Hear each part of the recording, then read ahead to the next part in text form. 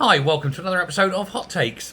Now, when Reeves cut the allowance for investors, this is anything that you get from stocks and shares or dividends, etc., that's not wrapped in an ISA, then it meant that a lot more people were dragged into paying dividend tax. And the most of those dragged in, of course, were basic rate taxpayers. Previously, they weren't getting enough and earning enough to get into tax. Now they are. And this is a weird thing to do because at the beginning she said she wanted more people in Britain to invest. And now she's punishing those that invest. And at the same time, she's forcing or trying to force pension companies to invest in British stocks and shares. And at the same time, actually trying to punish those who invest in British stocks and shares. It's an amazing sort of stupidity that is shown by this woman on a daily basis, isn't it?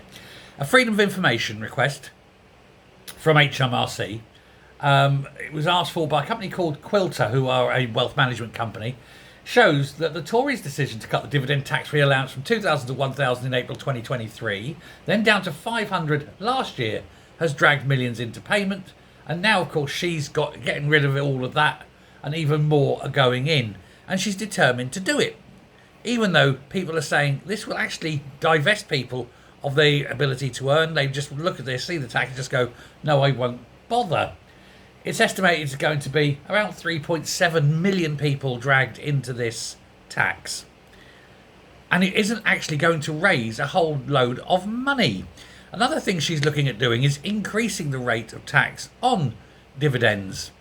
Now, when you are thinking about starting a business, one of the things you look at is, shall I take my wages in salary or as a dividend or a mixture of the two? And currently, you're best off paying yourself £12,570 a year salary, and then the next 50,000 or so as dividend tax. As dividend, so that you can, get the lower rate of dividend tax.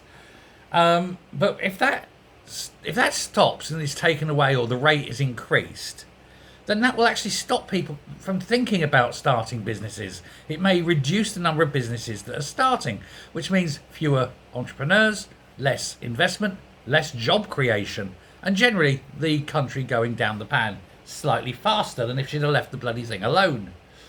Now, sole traders are the ones that are the most going to be damaged by this, and sole traders tend to be the ones who earn the least. They're at the lower end of the earnings levels when it comes to, income from this source.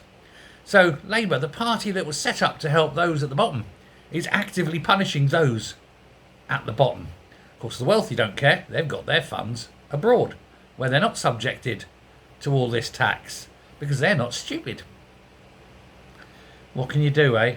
What can you do? Well, we'll have to struggle on. But 4 more years of this, there won't be a country to save. Thanks very much. Bye.